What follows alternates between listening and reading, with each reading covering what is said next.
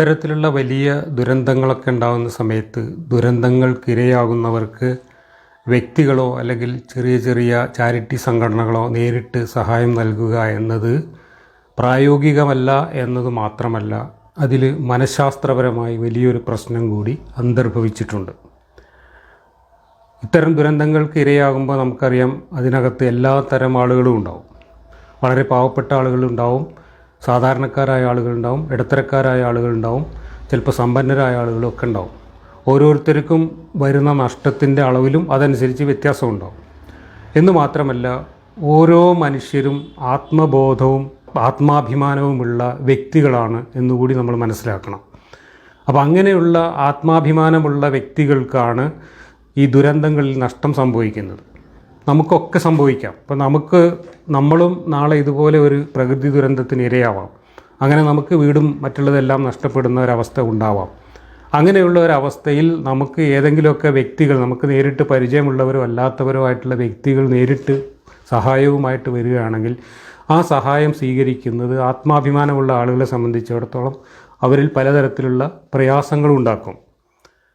കാരണം അങ്ങനെ നേരിട്ട് പരിചയമുള്ള ഒരാൾ വ്യക്തിപരമായി നൽകുന്ന ഒരു സഹായം സ്വീകരിക്കുമ്പോൾ അത് അയാളുടെ ഔദാര്യമായിട്ടാണ് മാറുന്നത്. നേരെ മറിച്ച് നമ്മുടേതായ ഒരു സംവിധാനം എന്ന നിലക്ക് നമ്മൾ മൊത്തം രാജ്യത്തെ മുഴുവൻ ജനങ്ങളും നികുതിപ്പണം കൊടുത്തിട്ടോ അല്ലെങ്കിൽ നമ്മൾ സംഭാവന നൽകിയിട്ടോ ഫണ്ട് സ്വരൂപിച്ചുകൊണ്ട് നമ്മൾക്ക് വേണ്ടി ഇത്തരം സന്ദർഭങ്ങളിൽ നമ്മൾക്ക് വേണ്ടി തന്നെ സഹായം ലഭിക്കുന്നതിന് നമ്മൾ തന്നെ ഉണ്ടാക്കിയിട്ടുള്ള ഒരു സംവിധാനമാണ് ഗവൺമെൻറ്റിൻ്റെ സംവിധാനം. അത്തരം ഒരു സംവിധാനത്തിലൂടെയാണ് നമുക്ക് ആവശ്യമായിട്ടുള്ള സഹായങ്ങൾ ലഭിക്കുന്നതെങ്കിൽ അതൊരു ഔദാര്യമായിട്ടല്ല നമുക്ക് ഫീൽ ചെയ്യുക. മറിച്ച് അത് നമ്മുടെ അവകാശമാണ്, നമുക്ക് കൂടെ പങ്കുള്ള നമ്മുടേതായ ഒരു സംവിധാനത്തിലൂടെ നാം സ്വീകരിക്കുന്ന നമ്മുടെ അവകാശമായിട്ടാണ് നമുക്കത് ഫീൽ ചെയ്യുക. ഈ അവകാശമായിട്ട് ഫീൽ ചെയ്യുന്നതും മറ്റുള്ളവരുടെ ഔദാര്യമായിട്ട് സഹായം പറ്റുന്നതും തമ്മിൽ മനഃശാസ്ത്രപരമായിട്ട് വളരെയധികം വ്യത്യാസമുണ്ട്.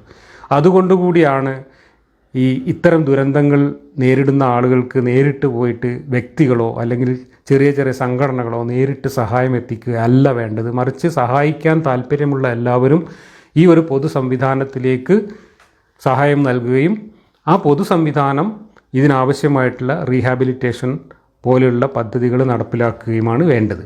കാരണം ആത്മാഭിമാനമുള്ള മനുഷ്യർക്ക് സ്വയം ഞാൻ മറ്റുള്ളവരുടെ ഔദാര്യം കൊണ്ട് ജീവിക്കേണ്ടി വന്നുവല്ലോ എന്ന അപകർഷതാബോധം പേറേണ്ട ഒരവസ്ഥ ഉണ്ടാക്കരുത്.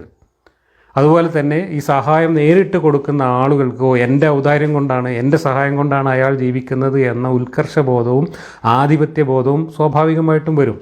ഇത് രണ്ടും ഒരു പരിഷ്കൃത സമൂഹത്തിന് അനുയോജ്യമല്ല, മനഃശാസ്ത്രപരമായി അങ്ങേയറ്റം മോശമായിട്ടുള്ളൊരു കാര്യമാണ്. ഇതുകൂടെ മനസ്സിലാക്കിക്കൊണ്ടാണ് നമ്മൾ പറയുന്നത് പൊതു സംവിധാനത്തിലൂടെയാണ് ഇത്തരം സംവിധാനങ്ങൾ നടപ്പിലാക്കേണ്ടത്, അല്ലാതെ വ്യക്തികൾ നേരിട്ട് സഹായം നൽകുക എന്നതല്ല. വ്യക്തികൾ നേരിട്ട് സഹായം നൽകുമ്പോൾ ആത്മാഭിമാനമുള്ള മനുഷ്യർക്ക് അത് ഔദാര്യമായിട്ടാണ് ഫീൽ ചെയ്യുക. അത്തരം ഫീലിംഗ് ഉണ്ടാക്കരുത് എന്നതുകൊണ്ട് കൂടിയാണ് നമ്മൾ ഒരു ഗവൺമെൻറ്റിൻ്റെ പൊതു സംവിധാനം വഴി, ആ പൊതു സംവിധാനത്തിന് എന്തെങ്കിലുമൊക്കെ അപാകതകളുണ്ടെങ്കിൽ, ലൂപ്പ് ഹോളുകളുണ്ടെങ്കിൽ, അതിലൂടെ അഴിമതിയോ അല്ലെങ്കിൽ ചട്ടവിരുദ്ധമായിട്ടുള്ള പ്രവർത്തനങ്ങളോ നടക്കാൻ സാധ്യതയുണ്ടെങ്കിൽ ആ സാധ്യതകളെ ഇല്ലാതാക്കി അതിനെ കാര്യക്ഷമമാക്കുക എന്നതും നമ്മുടെ ബാധ്യതയാണ്. കാരണം അത് നമ്മുടെ സംവിധാനമാണ്, അല്ലാതെ ഏതെങ്കിലും പാർട്ടിക്കാരുടെയോ അല്ലെങ്കിൽ ഇപ്പോൾ നാട് ഭരിക്കുന്നവരുടെയോ അല്ലെങ്കിൽ വ്യക്തികളുടെയോ അല്ല. ഇത് നമ്മുടെ പൊതുവായിട്ടുള്ള സംവിധാനമാണ്. അവിടെ എന്ത് അഴിമതി ഉണ്ടെങ്കിലും അതിനെ ചോദ്യം ചെയ്യാനും അതിനെ പിടിക്കാനും ഒക്കെയുള്ള അവകാശം നമുക്കുണ്ട്. അതുകൊണ്ടാണ് വിവരാവകാശം പോലുള്ള നിയമങ്ങൾക്കത് വിധേയമാകുന്നത്, പബ്ലിക് ഓഡിറ്റിന് വിധേയമാകുന്നത്. ഓരോ പൗരനും അതിനെയൊക്കെ നിരീക്ഷിക്കാനും ഓഡിറ്റ് ചെയ്യാനും അതിൽ അഴിമതി നടക്കുന്നതിനെ ചോദ്യം ചെയ്യാനും തിരുത്തിക്കാനും ഒക്കെ ഉള്ള അവകാശമുണ്ട്. അപ്പോൾ നമ്മളുടേതായ ഒരു സംവിധാനം നമ്മുടെ മുമ്പിൽ ഉണ്ടായിരിക്കുമ്പോൾ അതിനെ അഴിമതി പറഞ്ഞ് കുറ്റപ്പെടുത്തിക്കൊണ്ട് ആ സംവിധാനത്തെ തകർക്കുകയല്ല വേണ്ടത്. അതിനെ കുറ്റവിമുക്തമാക്കുന്നതിന് നമ്മളാൽ പറ്റുന്ന ഇടപെടലുകൾ നടത്തുകയാണ് നമ്മൾ ചെയ്യേണ്ടത്. നമുക്ക് ഓരോരുത്തർക്കും അതിനുള്ള ബാധ്യതയുണ്ട്, അത് നമ്മുടേതാണ്. ഇതാണ് ഈ കാര്യത്തിൽ പറയാനുള്ളത്.